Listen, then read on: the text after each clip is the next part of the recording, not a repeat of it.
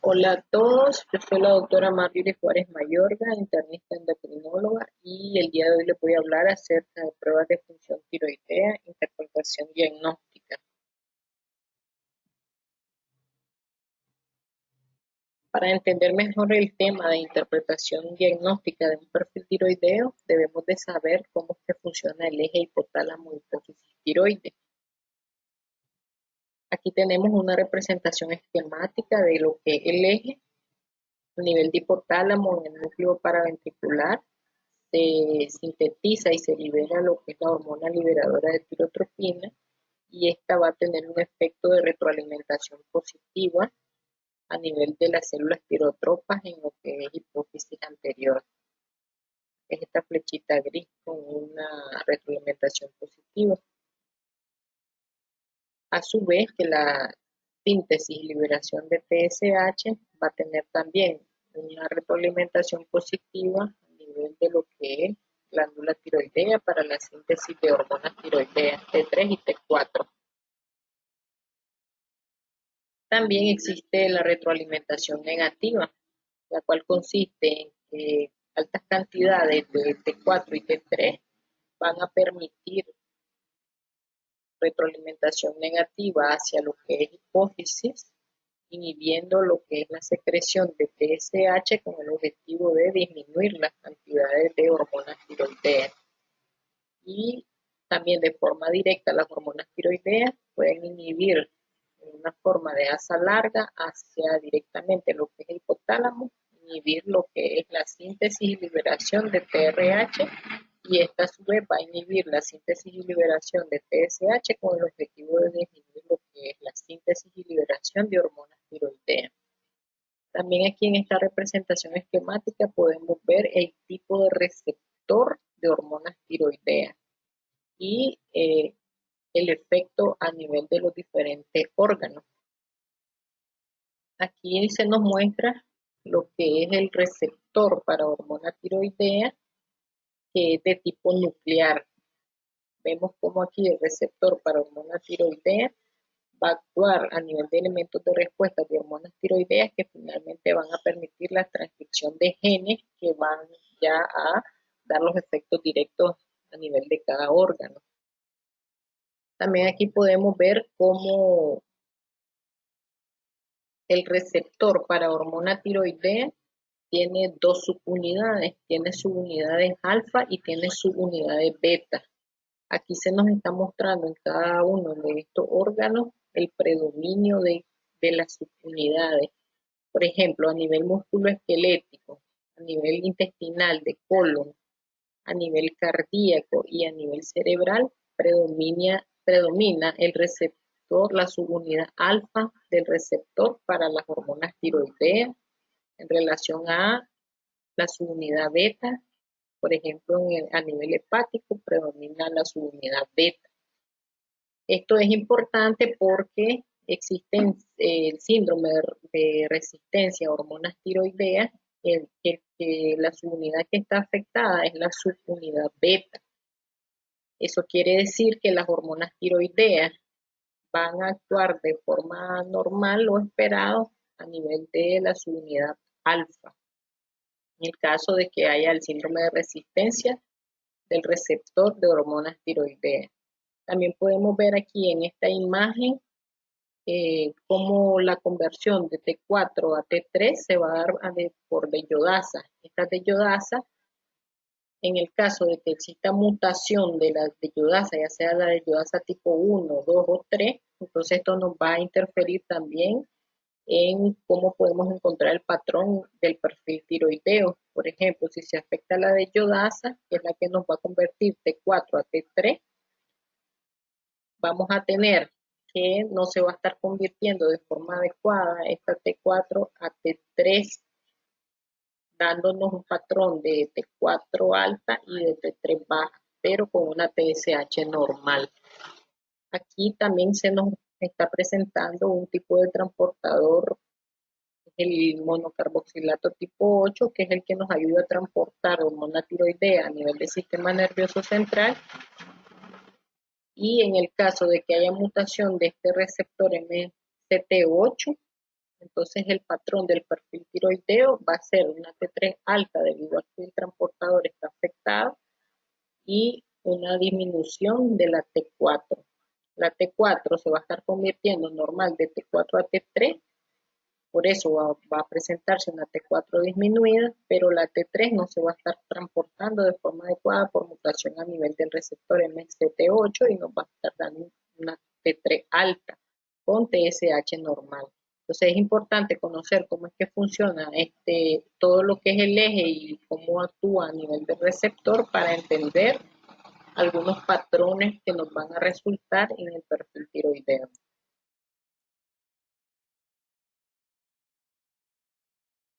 Aquí también tenemos otras condiciones que nos pueden llegar a alterar la interpretación del perfil tiroideo y debemos de conocerlas para hacer un diagnóstico adecuado y por ende un tratamiento adecuado.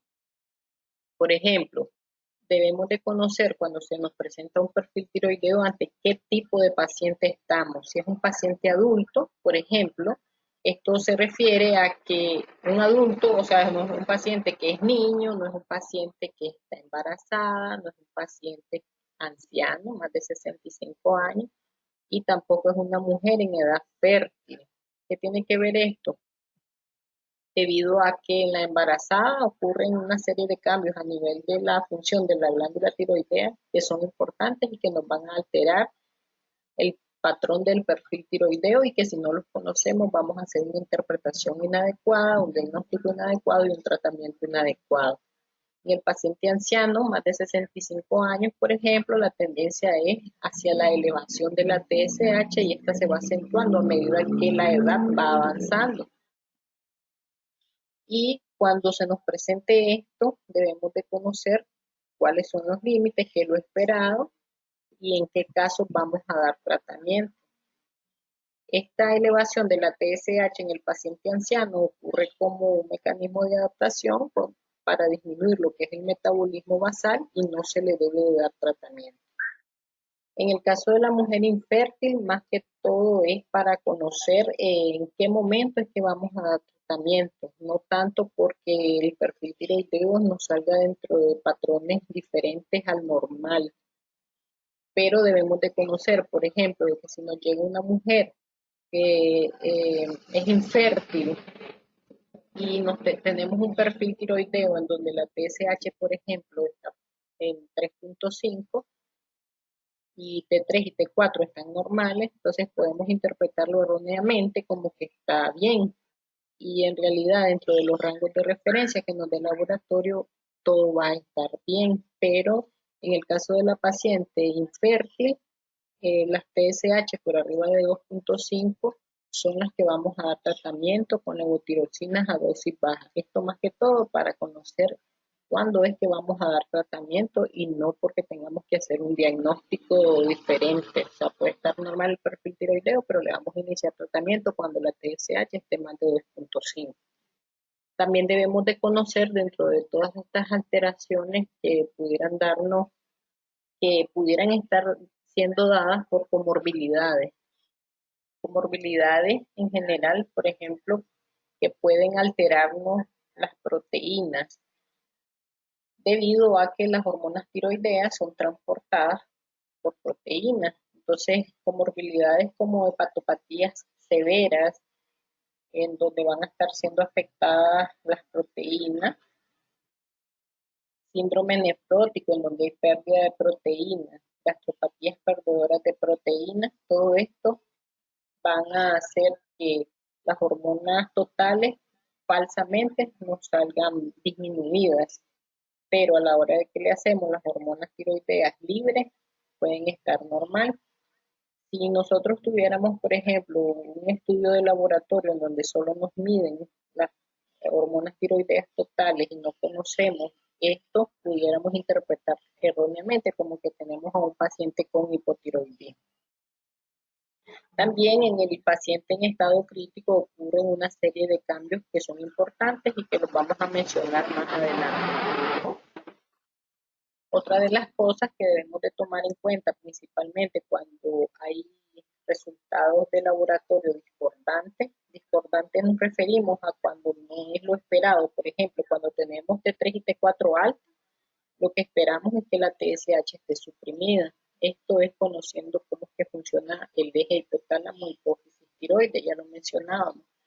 Entonces, si por ejemplo el resultado no es lo esperado, a eso se le denomina discordante. O sea, yo tengo una T3 y una T4 alta, pero no tengo una TSH suprimida. Esta está normal, entonces eso no es lo esperado, a eso le llamamos discordante, o viceversa.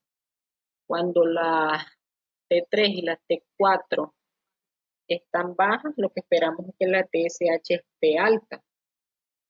Pero si tenemos una T3 y una T4 baja y la TSH está normal, eso tampoco es esperado. Pues también a eso le llamamos discordante. Todos estos resultados discordantes pueden ser causados por interferencia en los ensayos o, por ejemplo, cuando tenemos TSH baja o alta, pero con T3 y T4 normal, te van a hacer los patrones de un hipertiroidismo subclínico o de un hipotiroidismo subclínico. Esto nos debe hacer pensar en interferencia del ensayo. Vamos a hablarlo un poquito más adelante. Otra de las cosas que tenemos que tomar en cuenta a la hora de interpretar el perfil tiroideo es el tipo de medicación que el paciente esté usando, debido a que muchas veces puede haber interferencia con el tipo de medicamento, ya sea en la síntesis de hormonas tiroideas, ya sea bloqueo de las hormonas tiroideas o aumento en la producción de hormonas tiroideas, o porque se afecta el sitio de unión de las proteínas que transportan a las hormonas tiroideas, o porque esté afectado lo que es el metabolismo, lo que es la absorción de la hormona tiroidea, como en el caso, por ejemplo, de los inhibidores de bomba de protones. Sabemos que la hormona tiroidea se absorbe de forma adecuada oral en un medio ácido. Cuando este medio ácido es alterado, ya sea por enfermedad como acloridia o por medicamentos que inhiben la acidez, entonces se va a ver interferida lo que es la absorción de la hormona tiroidea. En el caso de que el paciente esté con tratamiento con levotiroxina, también puede darnos eh, alteración del perfil tiroideo. Por ejemplo, si el paciente ese día se tomó la levotiroxina y se le tomó la muestra, se puede darnos un patrón en el que la T4 esté alta y el resto del examen esté normal. O, por ejemplo, pacientes que están con dosis muy altas de levotiroxina, vamos a encontrar un patrón en donde la TSH se va a ver suprimida por el exceso de hormona T4. En el caso de medicamentos antitiroideos como metimazol, carbimazol, propiltogracilo, todos estos van a bloquear lo que es la síntesis de hormona tiroidea al bloquear a la tiroperoxidasa y por ende bloquear las etapas de lo que es oxidación, organificación y acoplamiento de yodo, que es lo que funciona en lo que es la síntesis de hormona tiroidea, y por ende pues van a estar inhibiendo lo que es la síntesis de hormona tiroidea y nos va a dar un patrón en donde si estamos tomando en exceso metimazol, nos va a dar un patrón como si el paciente tuviera hipotiroidismo, con T3, T4 disminuida y TSH elevada. En el caso de lo que son los estrógenos, lo que van a hacer es que van a aumentar la globulina de unión a hormonas tiroideas, y esto va a hacer que se vea un patrón de elevación de hormonas tiroideas totales. Ya mencionábamos que las hormonas tiroideas se transportan a través de proteínas, y si estas proteínas están siendo aumentadas por efecto de los estrógenos, entonces las T3 y la T4 total van a aparecer falsamente elevadas, y esto a su vez va a ser un efecto inverso de las hormonas libres disminuidas. Si solo viéramos un perfil tiroideo en donde nos están presentando hormonas tiroideas totales, entonces nos va a dar el falso diagnóstico de que el paciente tiene hormonas tiroideas elevadas. Esto no solo cuando tenemos, bueno, puede ser porque estamos tomando un medicamento con estrógeno, los anticonceptivos orales, por ejemplo, o por ejemplo si el paciente tiene un tumor productor de estrógeno o en el caso de la paciente embarazada, en donde también se elevan los estrógenos. Entonces, en todas estas condiciones debemos de tomar en cuenta a la hora de interpretar el perfil tiroideo. En el caso del litio, también va a interferir en lo que es la síntesis de hormona tiroidea al inhibir el acoplamiento del yodo de las monoyodotironinas con las diyodotironinas para formar T3 y T4 y también interfiere en lo que es la liberación de hormona tiroidea ya formada. Esto en el caso de pacientes con enfermedades psiquiátricas en los que se usa este tipo de medicamento también puede darnos alteración en la hora de leer el perfil tiroideo. En el caso de la amiodarona que contiene yodo puede darnos un efecto tanto de hipotiroidismo como de hipertiroidismo. Pudiéramos encontrar un perfil tiroideo alterado y que si no conocemos que el paciente toma este tipo de medicamentos, pues vamos a hacer un diagnóstico erróneo. Con respecto a amiodarona, vamos a hablar también un poquito más adelante de forma más detallada.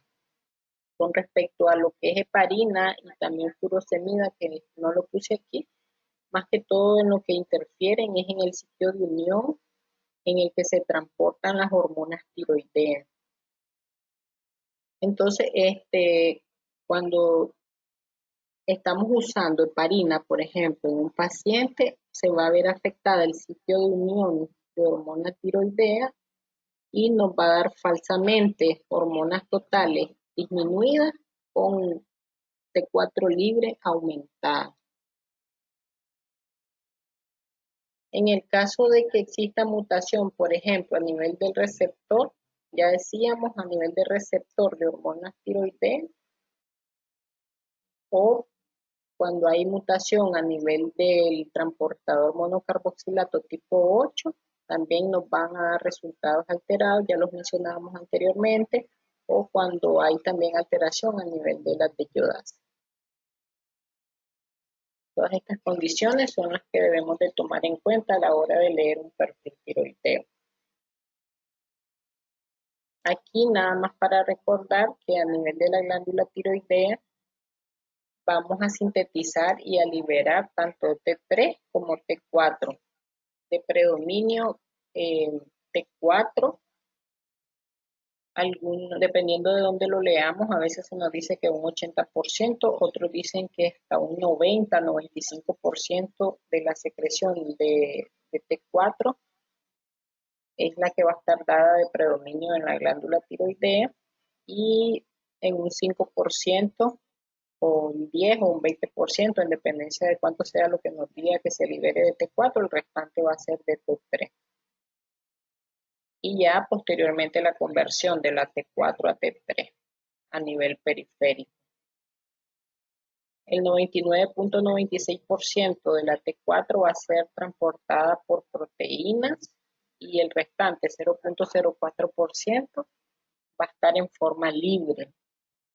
Y así en forma libre es como va a ejercer su acción biológica a nivel de los diferentes órganos. Entonces decimos que las hormonas tiroideas se van a transportar por proteínas. ¿Cuáles proteínas?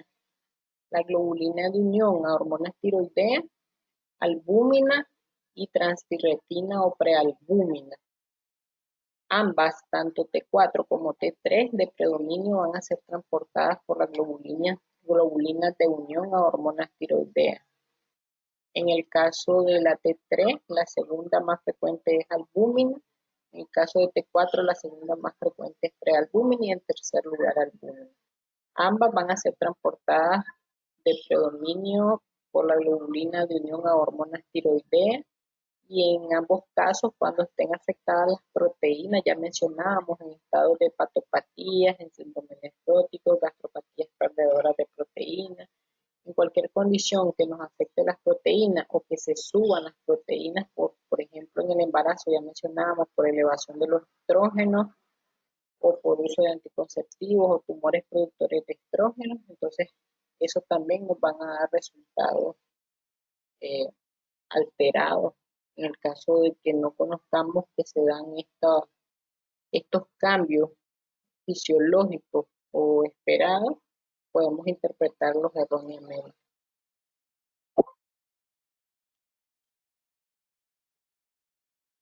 También existen algunas alteraciones o algunos trastornos congénitos que pueden llevar a que se alteren la globulina de unión a hormonas tiroideas.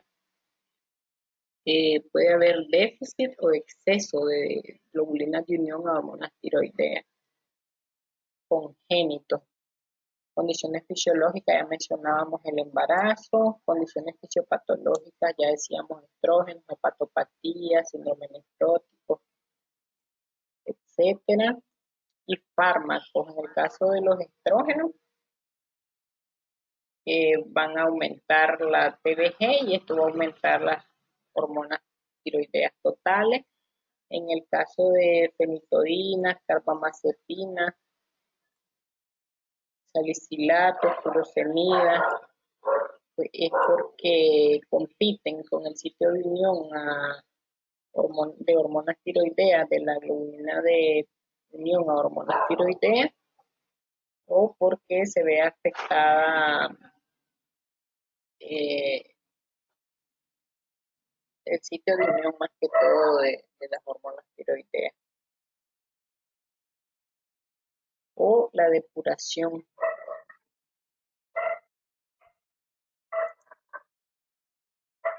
En el caso del embarazo ya mencionábamos que se dan una serie de cambios importantes, empezando porque se elevan los estrógenos, esto va a hacer que se aumente la globulina de unión a hormonas tiroideas y esto va a hacer que nos dé una T3 y T4 total alta. En el embarazo esto va a ser principalmente a partir de entre las 7 y las 16 semanas se va a ver un aumento en la producción que es gradual de hormonas tiroideas y que va a llegar a ser de un 50% de las 16 semanas en adelante hasta finalizar el embarazo. Es por esto que de las 16 semanas en adelante del embarazo, si vamos a interpretar pruebas de hormonas tiroideas totales, debemos de usar el factor de corrección 1.5. ¿Qué quiere decir esto?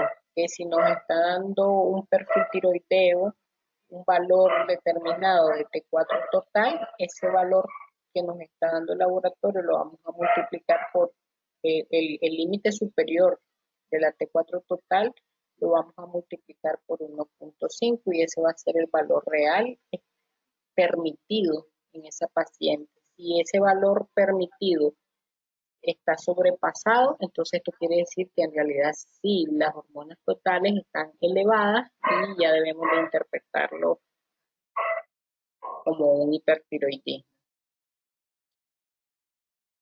A su vez que esto está alterado porque hay una secreción de gonadotropina coriónica humana que va a ser un pico a las 12 semanas de gestación aproximadamente y ya viene descendiendo posteriormente hasta las 18 y 20 semanas de gestación. Y esto debido a que tiene una homología estructural con la TSH, entonces va a estimular al receptor de TSH y lo que a su vez puede dar una elevación ligera de lo que es T4 libre, con una supresión de lo que es TSH. Por lo tanto, en la paciente embarazada vamos a tener un patrón de TSH suprimida que casi nunca va a ser por debajo de 0.1 y T3 y T4 con T4 libre alta que nos van a dar la impresión de tener un hipertiroidismo que es esperado en estas semanas en donde la gonadotropina coriónica humana está elevada en la mujer embarazada. A su vez que se eleva la iodasa tipo 3 y esto hace que se eleve la P3 reversa. También en la mujer embarazada hay una excreción renal de yodo que está aumentada y por lo tanto los depósitos de yodo están disminuidos. Es por esto que el consumo o el aporte, suplementación de yodo debe de ser adecuado en esta paciente que está embarazada y que si todos estos cambios ocurren en una mujer sana, van a ser bien recibidos pero que si ocurre en una paciente que de por sí ya tenía deficiencia de hormonas tiroideas o ya tenía deficiencia de yodo, entonces todos estos cambios van a ser mucho más acentuados, pudiendo dar en realidad trastornos que deben de ser manejados. Con respecto a la miodarona, dijimos que íbamos a ampliar un poquito. La miodarona puede darnos tanto hipotiroidismo como hipertiroidismo, y esto es debido a que ella contiene yodo.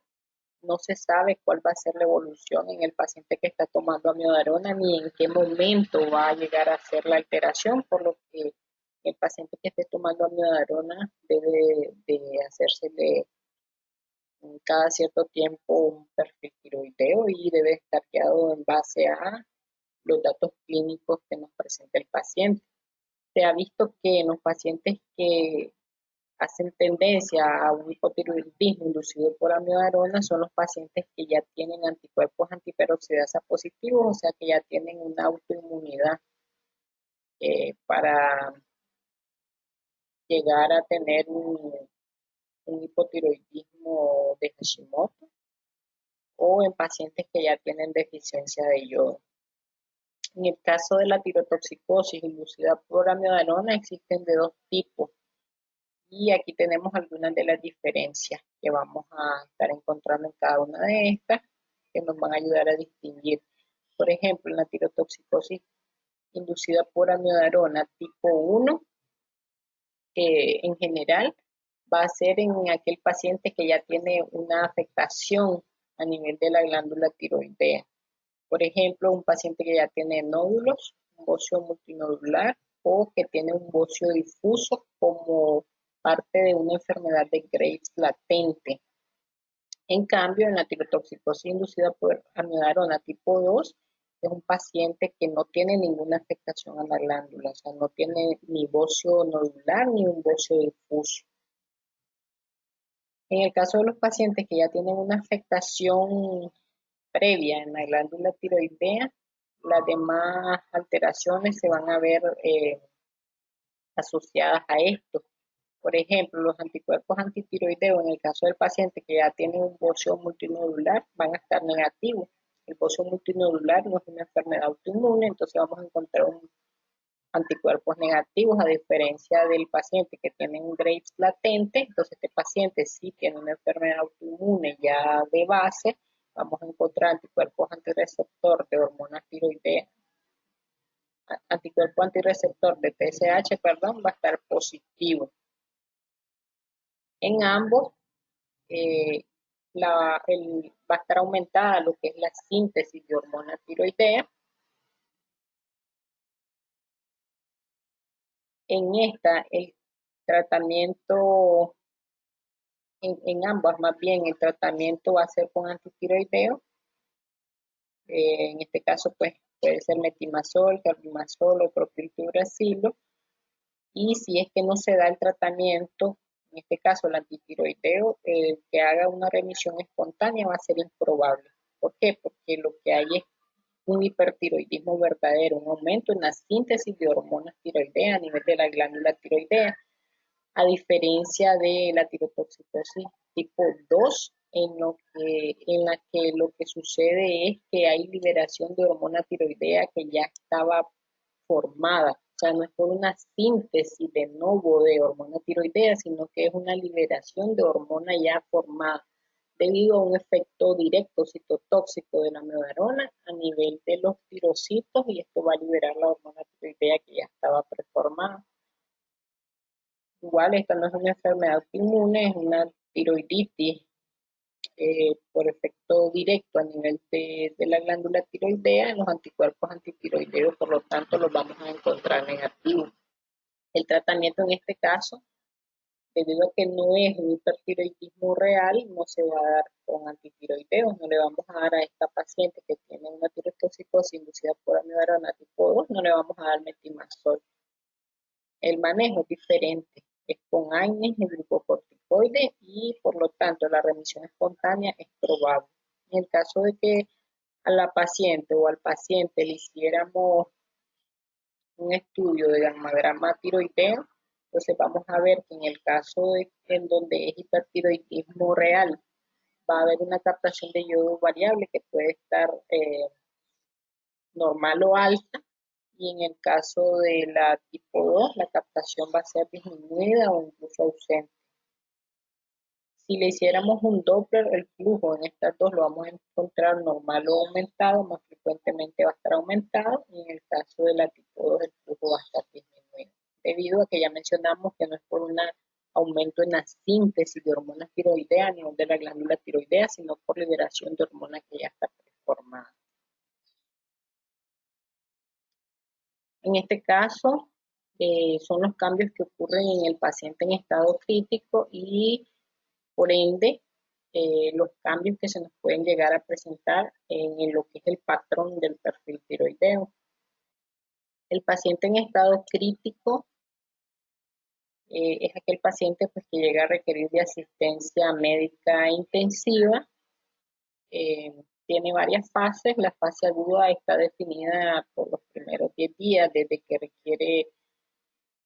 está en el estado crítico del paciente o de que requiere asistencia médica intensiva, y la fase crónica está definida en este caso 10 días después de que se ha iniciado la fase aguda. Entonces, los cambios principales que se han visto con respecto a que se altere el patrón del perfil tiroideo van a estar dados en la fase crónica, más que todo, que es 10 días después de iniciado el estado crítico. Podemos ver aquí cómo hay un descenso de lo que es la concentración de hormonas hipofisarias. En este caso nos referimos en realidad a todas las hormonas de hipófisis, no solo TSH. Pero podemos encontrar TSH, FSH, LH, ACTH, todas las hormonas que están a nivel de hipófisis van a disminuirse. Y por tanto, en esta etapa crónica también va, por efecto de que las hormonas de hipófisis, que son las que estimulan la secreción de hormonas a nivel de los diferentes órganos, van a verse disminuidas. En el caso del eje hipotálamo hipófisis tiroides, vamos a encontrar aquí en este caso TRH y FSH. En este caso solo sería TSH porque es a nivel de hipófisis. TSH disminuida y por lo tanto T3 y T4 también van a estar disminuidas. Este efecto o este patrón vemos cómo se recupera ya en la fase de recuperación. Vemos cómo se va a elevar la hormona hipofisaria.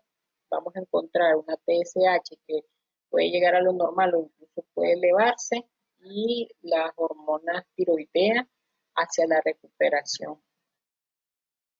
En esta etapa crónica vamos a tener TSH baja y T4 y T3 baja, que es el patrón de un hipotiroidismo central por disfunción a nivel de lo que es hipófisis. En el caso de que estemos ya en etapa de recuperación del paciente crítico, pudiéramos encontrar, por ejemplo, una TSH alta con T4 y T3 baja. Eso nos daría un patrón de un hipotiroidismo franco. T3 y T4 baja y TSH alta es hipotiroidismo. O bien pudiéramos encontrar T3 y T4 normal con TSH todavía alta, lo que es un patrón de hipotiroidismo subclínico. Por eso ese patrón de hipotiroidismo subclínico lo vamos a ver mencionado en paciente en estado crítico en la fase de recuperación.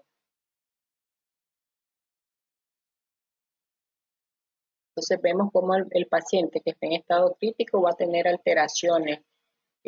Pudiéramos interpretarlos en la fase aguda o en la fase crónica, y de los diferentes sistemas, del sistema inmune, del estado metabólico y la respuesta neuroendocrinológica.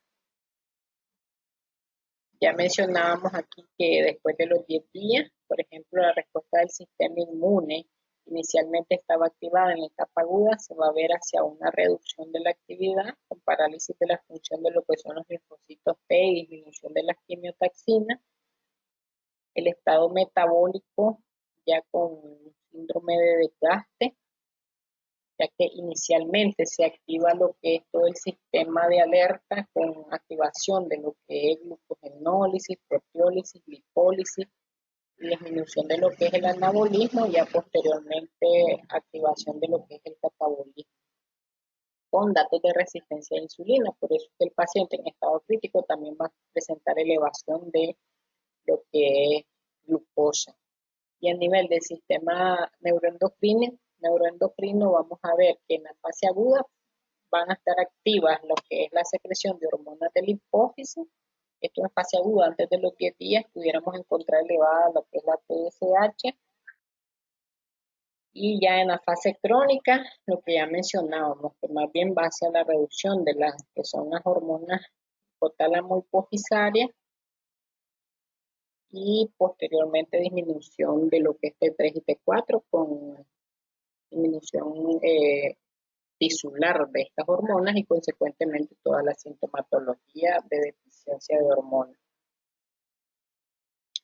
Aquí explicar un poquito de lo que es la interferencia de los ensayos. La interferencia de los ensayos se refiere al tipo de laboratorio que se está utilizando, por ejemplo, si es radioinmunoanálisis, si es a través del método de ELISA, o si es quimioluminiscencia.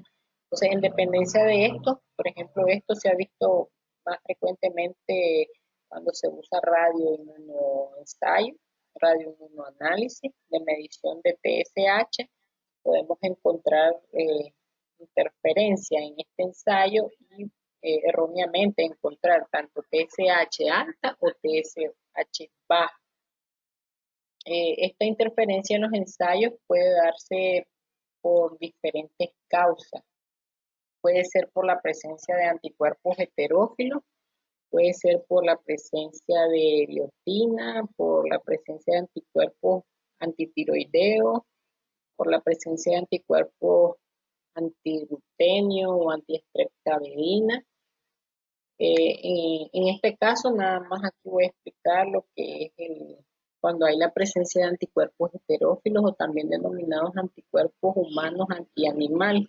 Eso quiere decir que la persona tiene anticuerpos contra antígenos animales y que pueden hacer una reacción cruzada con el antígeno que se está usando en el ensayo, con la prueba de laboratorio.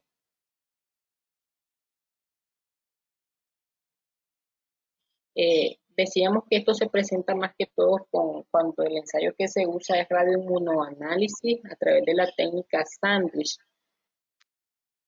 Tenemos que existe el anticuerpo de captura y el anticuerpo de detección, y este es el analito de la TSH, y esta es la señal que se refiere a lo que es el antígeno presente en el ensayo para detectar la medición de la TSH. Entonces, en el caso de que el paciente, por ejemplo, ya tenga la presencia de estos anticuerpos heterófilos, algunas condiciones que tiene el paciente que hacen que tenga estos anticuerpos heterófilos, por ejemplo, son las enfermedades autoinmunes, los pacientes que tienen lupus, los diabetes mellitus tipo 1, artritis reumatoidea. Estos anticuerpos, si están presentes en el paciente, estos anticuerpos heterófilos, pues hacen una reacción cruzada con anticuerpos presentes en el ensayo, en el examen de laboratorio que se está usando para medir la TSH, y en este caso, por ejemplo, aquí está el anticuerpo heterófilo, que es el que está presente en el paciente por alguna condición ya determinada previamente, y estos son los anticuerpos del ensayo, el anticuerpo de captura y el anticuerpo de detección. Entonces, cuando este anticuerpo heterófilo se une a estos anticuerpos, puede dar falsamente elevaciones de la TSH, aun cuando no esté presente la señal del antígeno. Vemos que está por fuera. Entonces, va a darnos una TSH erróneamente alta. En el caso de que el anticuerpo heterófilo bloquee los sitios de unión de los anticuerpos, ya sea el anticuerpo de captura o el anticuerpo de detección, entonces nos va a dar una TSH falsamente baja.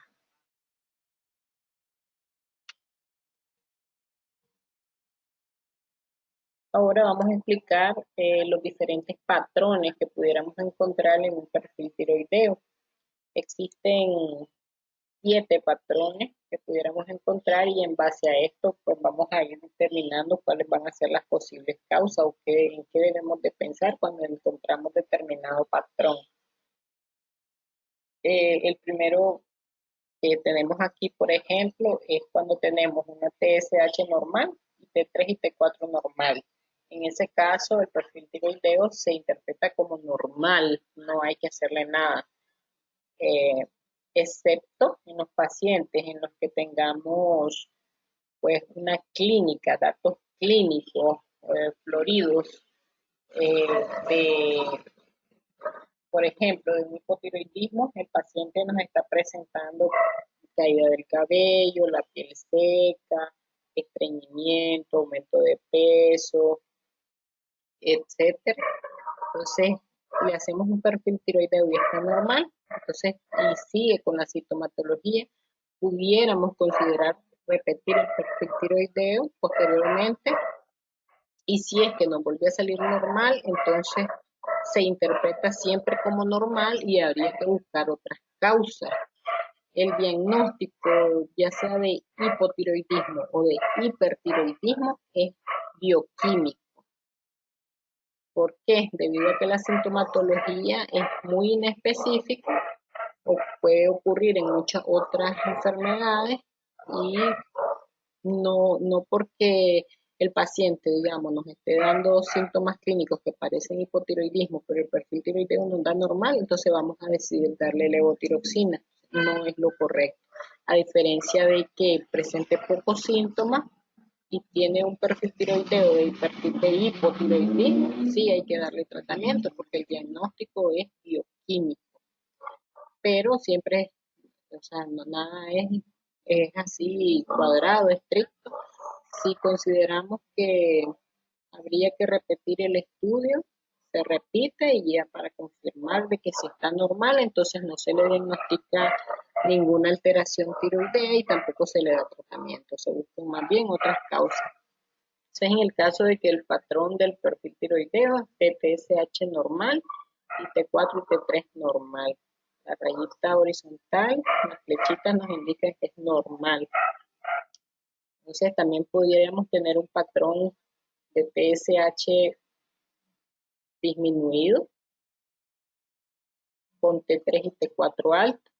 Eso es un patrón de hipertiroidismo. O sea, esto es conociendo cómo es que funciona el eje hipotálamo hipófisis tiroides, diagnosticamos fácilmente esto. Ya decíamos que si la T3 y la T4 están altas, el feedback es mandar una señal hacia hipófisis para inhibir lo que es la TSH. Esto es lo esperado. Entonces esto es fácil de diagnosticar, T3 y T4 alta y TSH suprimido, es un hipertiroidismo. Lo que seguiría posteriormente es ver cuál es la causa del hipertiroidismo, porque hay muchas causas de hipertiroidismo primario y también hay causas de hipertiroidismo secundario, pero eso ya no es este patrón de perfil tiroideo. También pudiéramos tener un patrón contrario, TSH alta y T3 y T4 baja. También esto es lo esperado, esto no es discordante. O sea, tenemos hormonas T3 y T4 bajas, eso manda una señal hacia hipófisis para que se secrete más TSH y este aumento de TSH es con el objetivo de estimular otra vez tiroides y que se produzca más T4 y T3. Esto también es fácil de diagnosticar, es lo que se espera. Entonces, si tenemos baja T3 y T4, es un hipotiroidismo. Si la TSH está alta, entonces es un hipotiroidismo primario. Quiere decir que la hipófisis está funcionando bien. Igual, las causas de hipotiroidismo hay que buscarlas. La más frecuente es la de origen autoinmune o la tiroiditis de Hashimoto. El otro patrón que pudiéramos encontrar es una TSH que puede estar normal o baja con T3 y T4 baja. Ya decíamos que esto, digamos, no es lo esperado, sería un patrón discordante. Si yo tengo una T3 y T4, siempre debemos de irnos hacia las hormonas tiroideas primero. Tengo un T3 y T4 bajo, lo que yo esperaría es que la TSH esté alta como un mecanismo de retroalimentación positiva para que esa TSH alta me permita un estímulo de T3 y T4 y se corrija la T3 y T4. En este caso, T3 y T4 baja y la TSH está normal o baja, eso nos está indicando que la hipófisis no está actuando de la forma esperada. O sea que hay un problema a nivel central, a nivel de hipófisis. En este caso, estaríamos pensando en que lo que sucede es que hay un hipotiroidismo secundario. Ahí buscar qué nos produce un hipotiroidismo secundario.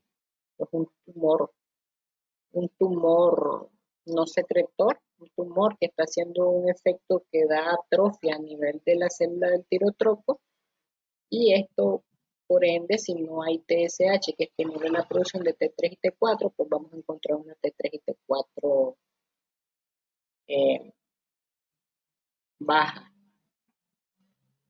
El otro patrón que podemos encontrar es una TSH que puede estar normal o alta y una T3 y una T4 alta.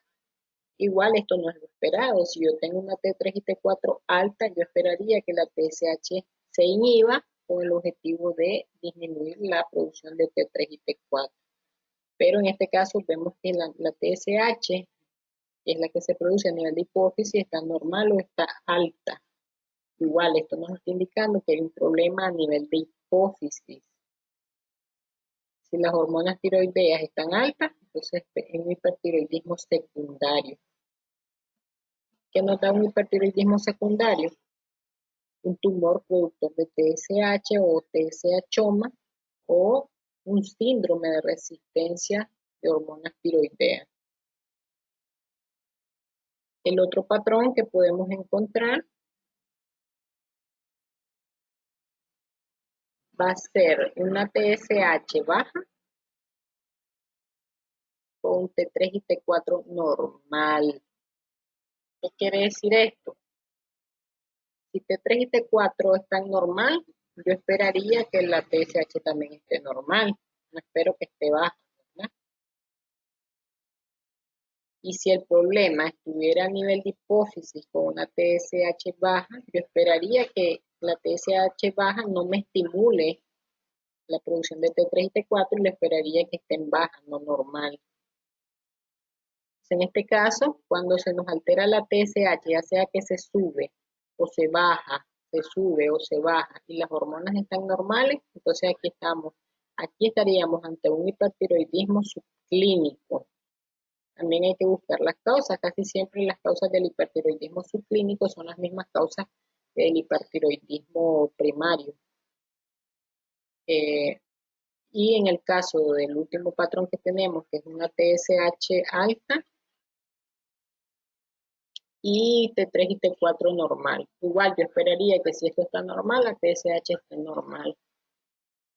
Entonces aquí estamos ante un patrón, ya decíamos TSH alta, T3 y T4 normal, ante un hipotiroidismo subclínico.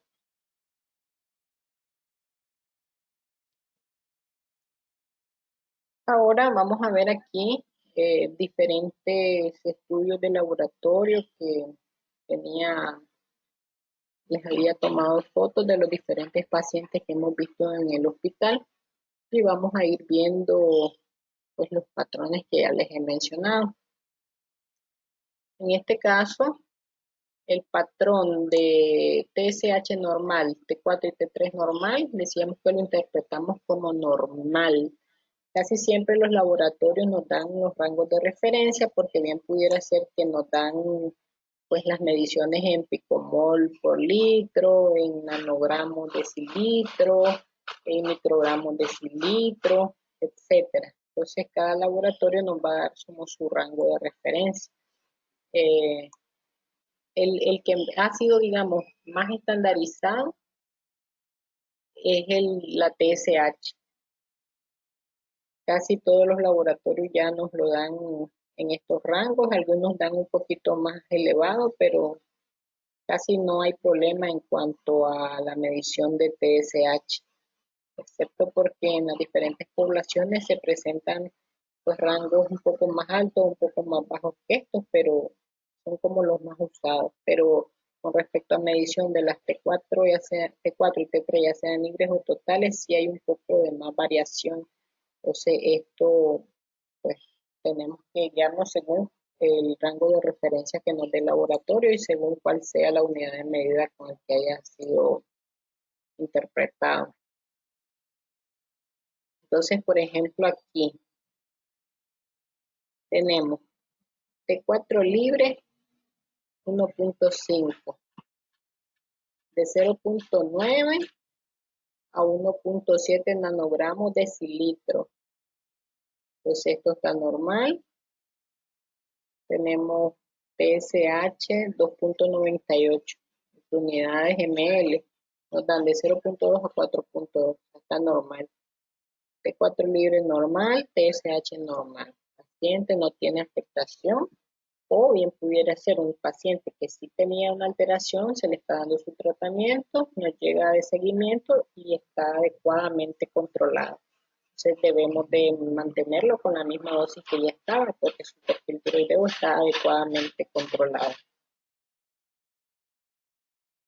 Igual aquí en este caso, TSH 0.7, rangos normales 0.2 a 4.2, está normal. T4 libre de 16,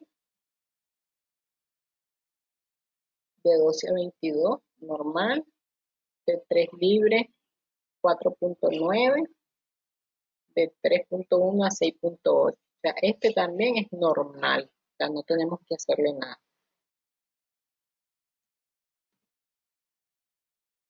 El otro patrón, TSH disminuida, T4 y T3 alta. Es un patrón franco de un hipertiroidismo primario. Y tenemos T4 libre 88.9, de 10 a 19 picomol litros, o sea, está alto. Y una TSH francamente suprimida. Miren, 0.01. Aquí tenemos una T4 libre también alta en 78 y una TSH menor de 0.05. O sea, este es un patrón franco de un hipertiroidismo primario. ¿Cuáles son las causas de hipertiroidismo primario? O sea, lo importante primero es en general. Este patrón es, paciente tiene hipertiroidismo primario. Ahora, ¿cuál es la causa del hipertiroidismo primario? Ya la vamos buscando en base a eh, antecedentes familiares, datos al examen físico, signos y síntomas que nos oriente el paciente hacia cuál es el diagnóstico más certero. A la hora de exploración física del cuello, pues determinar si hay o no hay nódulos, si hay bocio, si ese bocio es difuso, si ese bocio es nodular, si es doloroso, si no es doloroso. Por ejemplo, la enfermedad de Graves, al examen físico pudiéramos encontrar oftalmopatía de Graves. Es un bocio que va a ser difuso, no es doloroso, es un bocio semiblando. En el caso de las causas nodulares, ya sea un nódulo único o multinodular, bien pudiera ser que lo detectáramos por palpación al examen físico, pero esto no siempre lo podemos detectar porque pudiera ser que el paciente tiene nódulos, pero no son palpables porque son pequeños o porque están muy posterior, entonces los vamos a determinar a través de un ultrasonido. Para esto nos va a ayudar el ultrasonido de cuello. Y aparte, el paciente que tiene hipertiroidismo por un bocio multinodular o por un adenoma tóxico o un nódulo único, no va a tener los datos al examen físico característicos de la enfermedad de Graves. O sea, no va a tener la orbitopatía de Graves, no va a tener mixedema pretibial, que de hecho es muy poco frecuente, inclusive en el paciente con enfermedad de Graves.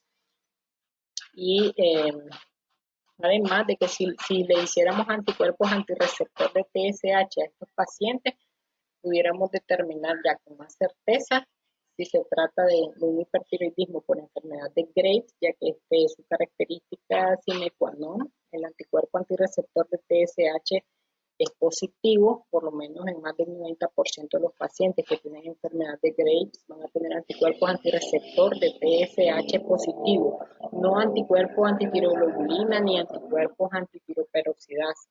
El paciente con enfermedad de Graves sí, en algunos casos puede dar positivo también para anticuerpos antitiroperoxidasa, pero no es sensible para esto. O sea, el anticuerpo es más sensible para enfermedad de Graves es anticuerpos antirreceptor de TSH o inmunoglobulina estimulante de TSH.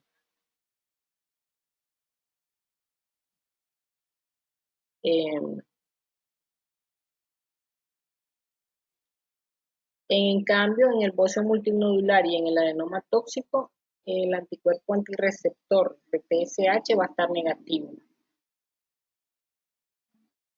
En el caso de la tiroiditis viral o tiroiditis subaguda o de Kerbein, esta va a tener un cuello que sí que es doloroso, no es pues hace fases, pudiéramos encontrar en la primera fase un perfil de hipertiroidismo, pero posteriormente le vamos dando seguimiento al paciente, vamos a ver que el perfil tiroideo puede estar normal o puede caer a hipotiroidismo. Por eso es importante la, el historial clínico, porque una vez que hacemos un diagnóstico erróneo, damos tratamiento erróneamente. En el caso de la tiroiditis eh, subaguda, si no estamos pendientes de esto, entonces vamos a dar tratamiento a algo que no lo amerita. Generalmente las tiroiditis van a ser manejadas nada más con glucocorticoides y AINE. Y ya en la etapa, si queda con hipotiroidismo franco, pues ya se inicia tratamiento con levotiroxina. Y en el caso de la tiroiditis postparto, que es una tiroiditis que no es dolorosa y pues va a tener la característica de que recientemente, en el periodo menos de un año, la paciente ha tenido un parto.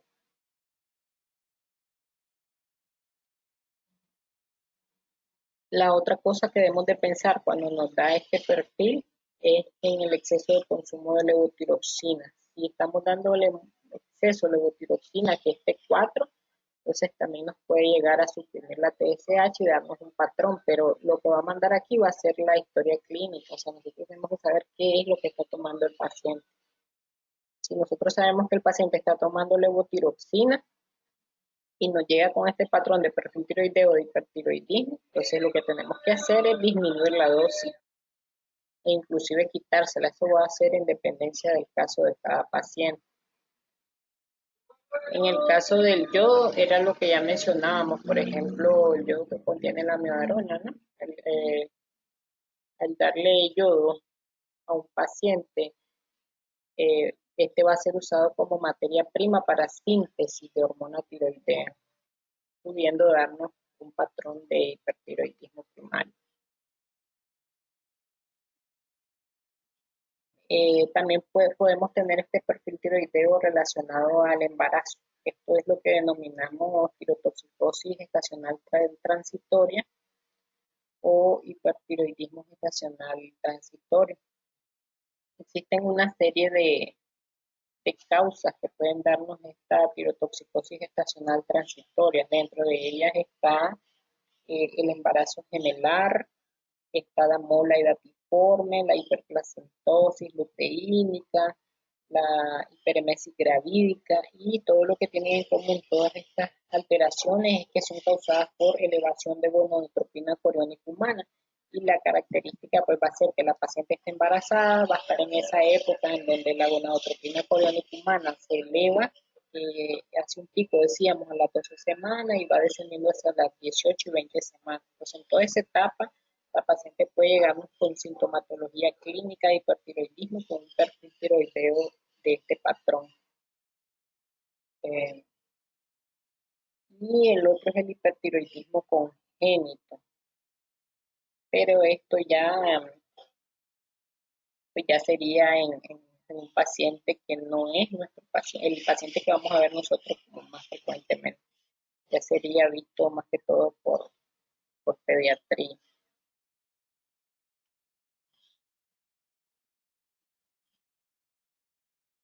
El otro es el de un hipotiroidismo franco. Vemos como la TSH da en 24.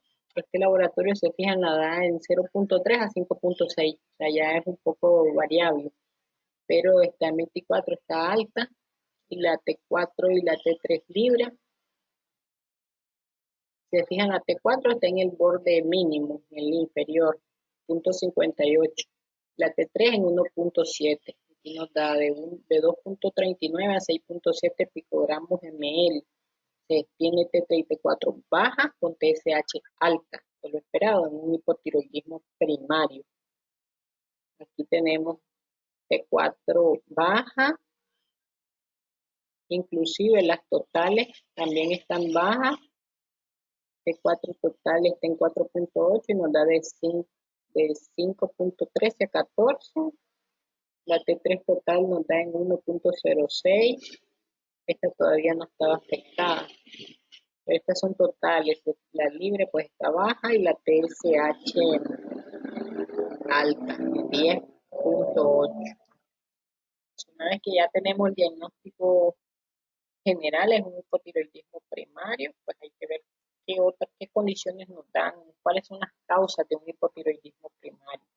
Igual que el hipertiroidismo primario tiene diferentes causas, pero lo primero es identificar cuál es el patrón. Este es el patrón de un hipotiroidismo primario. La principal causa es autoinmune, la tiroiditis de Hashimoto. En esta entidad es en donde sí son más sensibles los anticuerpos antitiroperoxidasa, o también pudiéramos tener los anticuerpos antitiroglobulina, pero son menos sensibles que los antitiroperoxidasa. Y casi nunca en un paciente con tiroiditis de Hashimoto con hipotiroidismo primario, casi nunca va a tener anticuerpos antirreceptor de TSH o TSI, los anticuerpos estimulantes de tiroides, casi nunca van a estar positivos, que son los anticuerpos para la enfermedad de Graves. O sea, porque las dos son enfermedades autoinmunes. En el hipertiroidismo, la enfermedad de Graves es autoinmune, pero los anticuerpos más sensibles son los anticuerpos antirreceptor de TSH. Y en el hipotiroidismo primario, la tiroiditis de Hashimoto es autoinmune, pero los anticuerpos más sensibles son los anticuerpos antitiroperoxidasa o los anticuerpos antitiroglobulina. Y en esto sí que nunca van a estar aumentados los anticuerpos antirreceptor de TSH. En cambio, en el paciente con enfermedad de Graves, donde es más sensible el anticuerpo antirreceptor de TSH, sí pudiera ser que encontráramos en un cierto porcentaje de pacientes también positividad para anticuerpos antipiroperoxidasa. Otra de las principales causas de hipotiroidismo primario, que suelen ser de origen diatrógeno, eh, es la tiroidectomía y la ablación con yodo o para corregir o como tratamiento definitivo en este caso para un paciente que tenía hipertiroidismo. Entonces lo mandamos a aplicación de yodo, se hace la ablación de yodo y ese paciente ya queda con hipotiroidismo primario en la mayoría de los casos y vamos a tener que iniciar el tratamiento de sustitución con levotiroxina. En el caso de la tiroidectomía total, es esperado inmediatamente que se hace la tiroidectomía total, se le debe dejar tratamiento con levotiroxina al paciente porque estamos quitando toda la tiroides, no hay quien produzca hormona tiroidea y hay que dejarle su tratamiento de por vida, permanente. En cambio, en el paciente con tiroidectomía parcial, bien pudiéramos esperar a ver cómo se comporta, debido a que lo esperado es que la mitad que queda sea la que compense la producción de hormona tiroidea y el paciente no tenga necesidad de tratamiento de sustitución. Sin embargo, si la mitad que quedó tenía o desarrolla posteriormente una afectación de origen autoinmune, infiltrado linfocítico, entonces puede ser que esta llegue a dejar de funcionar más adelante y pues finalmente el paciente requiere tratamiento de sustitución. Para esto sería útil pues el anticuerpo antitiroperoxidasa. También los pacientes a los que se les hace radiación de cuello, ya sea por una afectación propia en el cuello o por afectación de algún otro tipo de tumor a nivel de cabeza o cuello, y que indirectamente pues recibe radiación en el cuello y por ende la tiroides y queda funcional. En el caso también de hipotiroidismo congénito, eh, ya sea por defectos, agenesias o disgenesias, o porque estando embarazada la paciente que tenía hipotiroidismo no se dio tratamiento de sustitución de forma adecuada, entonces nace un bebé con hipotiroidismo congénito. Igual esto ya sería visto por pediatría. O también podemos encontrar este patrón de hipotiroidismo primario en la fase hipotiroidea de las tiroiditis, que era lo que les mencionaba. Las tiroiditis hacen una fase de hipertiroidismo, una fase donde se pone estable, y una fase final en donde pudiera quedar ya en hipotiroidismo. En un 25% de las veces pueden quedar con hipotiroidismo permanente y requerir tratamiento como hipotiroidismo. O también puede ser hipotiroidismo primario en el caso de que haya infiltración a la glándula tiroidea por tumores, amiloidosis, y pues quedar con deficiencia y requerir también sustitución. O en el caso del paciente que tiene hipertiroidismo, le estamos dando droga antitiroidea, ya mencionábamos el metimazol, protiluracilo, carbimazol. Entonces estos medicamentos van a inhibir a la tiroperoxidasa y por ende la organificación y el acoplamiento y la síntesis, pues, en general, de lo que es la hormona tiroidea, dándonos un patrón de hipotiroidismo. En este caso, lo que tendríamos que hacer es disminuirle la dosis o inclusive llegar a quitarla, pero esto ya se va a evaluar dependiendo del paciente.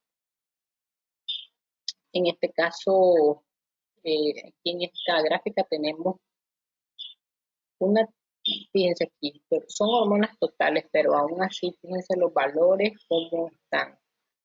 T4 total menor de 0.4 microgramos de decilitro. El rango que nos da es de 6 a 14, hasta muy por debajo. T3 menos de 0.19 nanogramos ml y una TSH de 124. ¿Cuál es el diagnóstico? Esto sí está facilísimo, ¿eh? Es un hipotiroidismo primario severo. En el caso de ponerle el apellido severo, es en el caso de que las TSH estén por arriba de 50.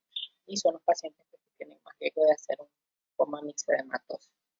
En este paciente hay que darle su tratamiento primero con su carga de T4 y ya posteriormente su terapia de mantenimiento. Este otro patrón es el de la TSH alta, T3 y T4 normal. Vemos aquí, dice T4 libre 14, de 12 a 22 está normal, y la TSH alta. Es un patrón de hipotiroidismo subclínico. Aquí también podemos ver la TSH de 7 punto algo, no se logra ver, está la foto un poco mal tomada, pero pues sabemos que la TSH está 4.2, está en 7, y tenemos una T4 libre de 18 y de 12 a 22 está normal. También este es un hipotiroidismo subclínico. Lo único diferente en este es que se los puse nada más para ver que nos puede ayudar más que todo la medición de anticuerpos antitiroideos, antitiroperoxidasa, en 122. Y nos da un valor, dice, hasta 24. En este caso es un hipotiroidismo subclínico, y esto nos sirve para determinar que el origen es autoinmune, es una tiroiditis de Hashimoto.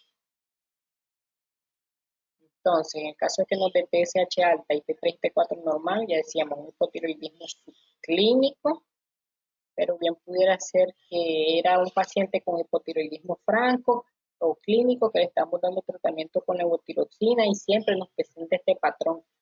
Habría que pensar en un síndrome de malabsorción de la levotiroxina, pero esto no lo vamos a pensar de entrada en un paciente que nos llega con este patrón. Casi siempre es o sea, antes de que nosotros pensemos que es por un síndrome de malabsorción de levotiroxina, debemos de haber descartado primero pues de que el paciente no sea que es porque se está bebiendo, está cumpliendo muy poco su medicamento, un día se lo bebe, otro día no se lo bebe con comida o muy cerca de las comidas, se lo bebe con leche o con otro líquido que no es agua, o porque está asociado a alguna, hay que descartar que tenga ya alguna enfermedad de mala absorción, como enfermedad celíaca, intolerancia a la lactosa, cloridia.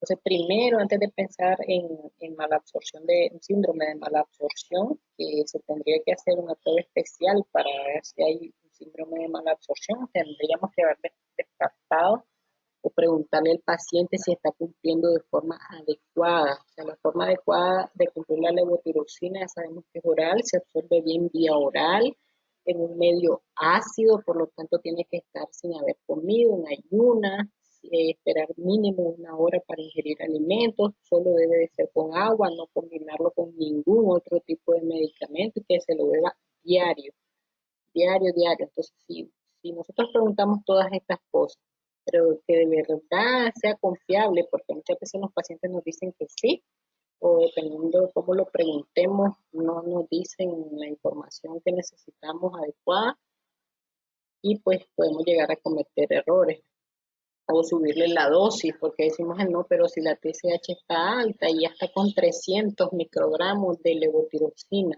pero en realidad es que la paciente no se la toma. O sea, eso es lo más frecuente. El patrón de un hipotiroidismo subclínico, TSH alta, T34 normal, es que el paciente no cobre cumplimiento del medicamento, es la principal causa que debemos de investigar. Otra cosa que nos puede dar ese patrón es la interferencia del ensayo, lo que les mencionaba de los anticuerpos heterófilos, también el patrón de enfermedad no tiroidea en la fase de recuperación del paciente crítico. Ya miramos cómo en la fase de recuperación la TSH se eleva, aunque la T3 y la T4 se eleven, todavía van a estar por debajo de lo normal, pudiendo dar un patrón de hipotiroidismo subclínico o de resistencia a TSH. O sea, la T3 y la T4 sí van a actuar normal a nivel de su receptor, pero la TSH tiene resistencia a nivel de receptor de TSH y esto va a dar un patrón de TSH alto. O el uso de amiodarona que ya mencionábamos que puede darnos hipo o hipotiroidismo. En este caso, hipotiroidismo o elevación de TSH por un bloqueo del yodo que contiene la amiodarona.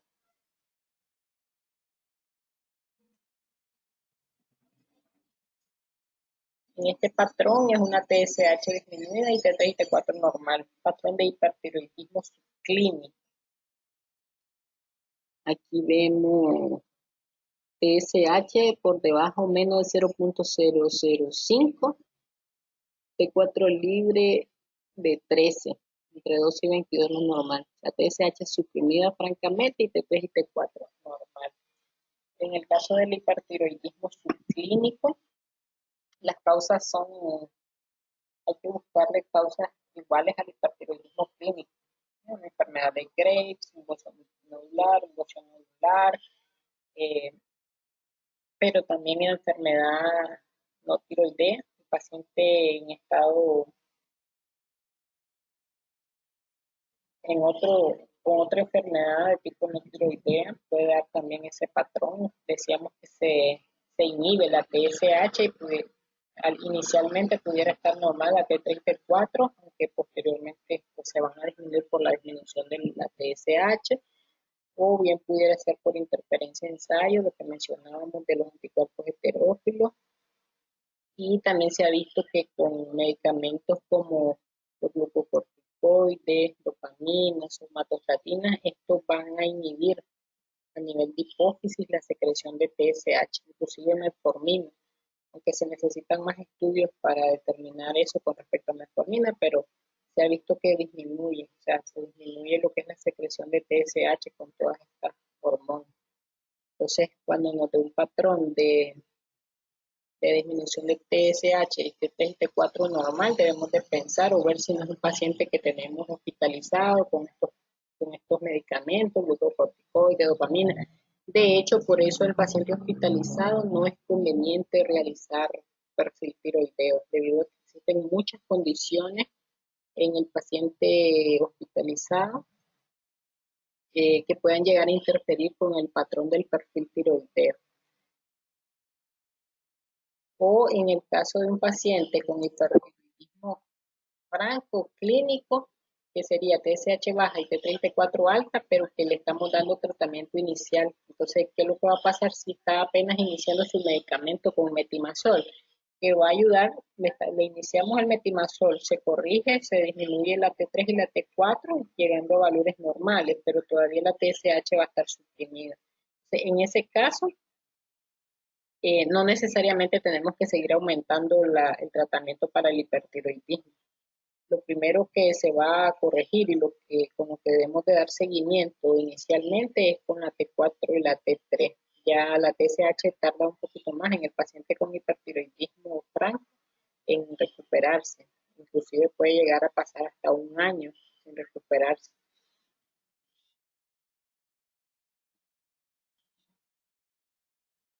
Este es el patrón de una TSH normal o alta y T3 y T4 alta, hipertiroidismo subclínico.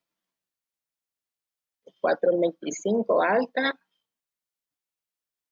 TSH 7.3 alta, hipertiroidismo subclínico. Siempre nos dijimos que cuando los resultados sean discordantes, pensar en interferencias en el laboratorio, pero también podemos pensar en algunos fármacos, amiodarona, heparina, ya mencionábamos que interfieren la heparina en el sitio de unión a la TBG, por ende pues nos pueden dar T4 libre alta, en el caso de que la TSH esté normal, T4 libre alta con TSH normal. Pensar si es un paciente que tenemos hospitalizado y está con tromboprofilaxis o con ya tratamiento por alguna condición cardiovascular, entonces de hecho no deberíamos de medirle perfil tiroideo, pero si es que se lo llegaron a medir y tiene este patrón, pensar que sea por eso. O en el caso de que la T4 y la T3 estén alta y la TSH esté alta, pensar en un tumor productor de TSH, un TSHoma.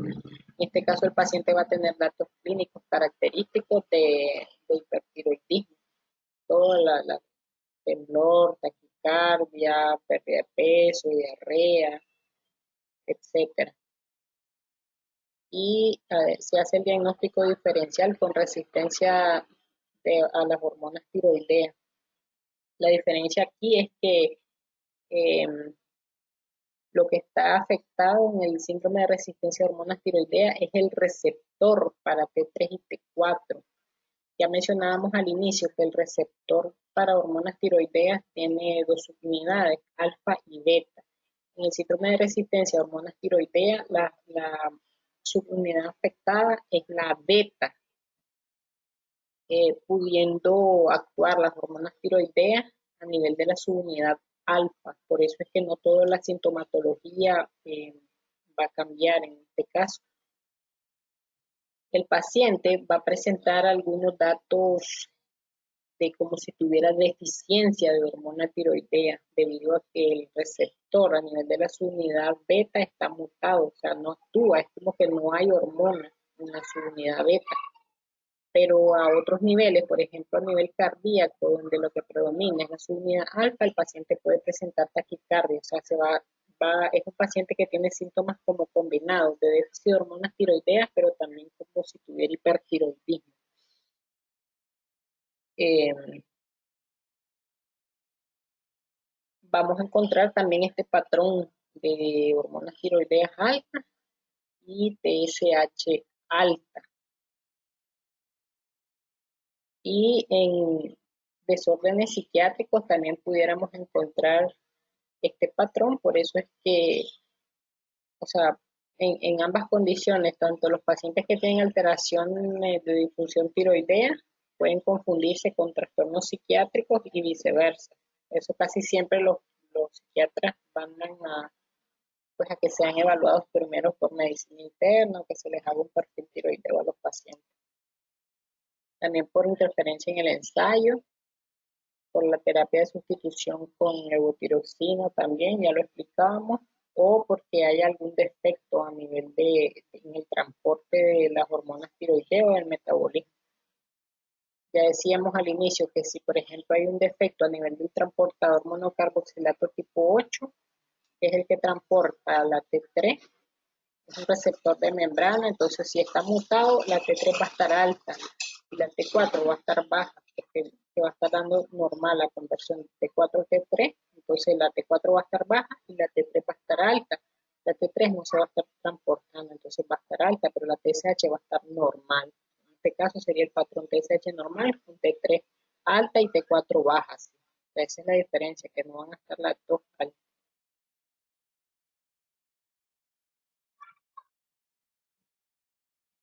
Y este es el último patrón, en este no tengo ningún estudio. Tenemos una TSH normal o baja y T4 y T3 baja.